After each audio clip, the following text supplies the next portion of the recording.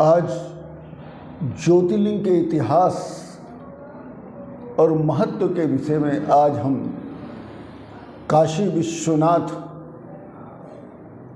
ज्योतिर्लिंग के इतिहास और महिमा को मैं बताने जा रहा हूँ, वर्णित करने जा रहा हूँ। जब भगवान शिव जी की आज्ञा को पाकर ब्रह्मा जी ने एक अद्भुत सृष्टि की रचना किया और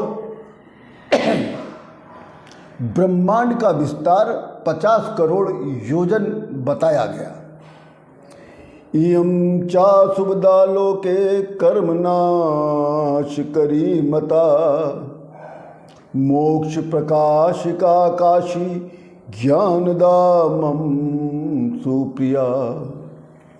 तब शिव जी ने पंचकोशी लोक कल्याण हेतु, कर्म बंधन के नाश हेतु, मोक्ष तत्व को प्रकाशित करने हेतु और ज्ञान प्रदान करने वाली एक नगर काशी को स्थापित किया। उसी काशी में इन्होंने स्वयं अभिमुक्त नामक एक ज्योतिर्लिंग को स्थापित कर दिया। मोचयामास भुवने मृत्युलोके ही काशिकाम, अपने त्रिशूल से उतार कर मृत्युलोक में स्थापित कर दिया। उसी को काशी कहते हैं। ब्रह्मा जी का और विष्णु जी का प्रलय काल में उनका भी नाश होता है, परंतु इस काशी का कभी भी नाश नहीं होता है। तदा शिव त्रिशूलेन ददाति मुनियश्चिताम, इसलिए शिव जी ने काशी को अपने त्रिशूल पर ही धारण कर लिया। समस्त कर्म बंधनों को नष्ट करने के कारण, समस्त कर्म बंधनों के नष्ट करने के कारण को काशी कहते हैं। और काशी में रहने वाले अभिमुक्त नामक लिंग को ज्योतिर्लिंग कहते हैं, जो कालाग्नि नामक रुद्र से भी प्रसिद्ध बताया जाता है। शिव जी ने स्वयं कहा है कि विश्वेश्वर महेशान त्वदीयो अस्मि न संशयः, कहा है कि मैं यहाँ अम्बा सहित लोक कल्याण करने के लिए मैं यहाँ सदा स्थापित रहूँगा। क्यों? क्योंकि ये मेरी दिव्यपुरी अत्यंत गोपनीय नगर है। ये अभिमुक्त जो क्षेत्र है वो मेरा है और अन्य क्षेत्रों से इसका महात्म्य सबसे अधिक है। इसके बाद अगर किसी का महात्म्य है वो नैमिषारण्य का है।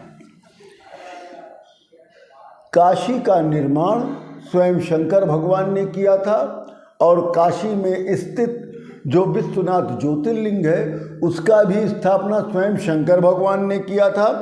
शंकर जी के जो अवतार हैं आद्य शंकराचार्य भगवान, इन्होंने इसका पुनः स्थापना किया। कल के इतिहास के विषय में औरंगजेब ने इस मंदिर को भ्रष्ट किया था, इसको तोड़ा था और इसको लूटा था और फिर इसके स्थान पर एक मस्जिद भी बनाया था। तब महारानी अहिल्याबाई ने सोमनाथ मंदिर के मरम्मत कराने के बाद काशी विश्वनाथ मंदिर का इन्होंने एक सुंदर स्वरूप दिया था और महाराजा रणजीत सिंह ने इस मंदिर पर सोने का कलश चढ़ाया था। भगवान शिव जी कहते हैं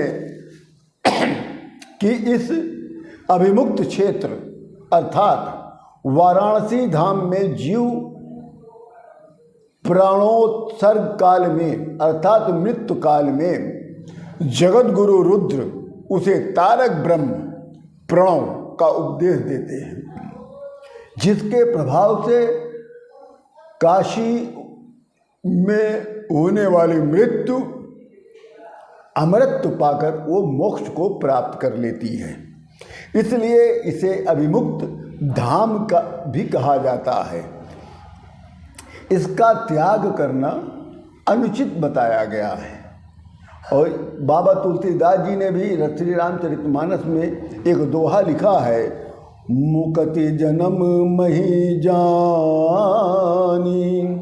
ज्ञान स्त्राने अद्य हानि कर, जहाँ बसे शंभु भवानी, सो काशी से कसना।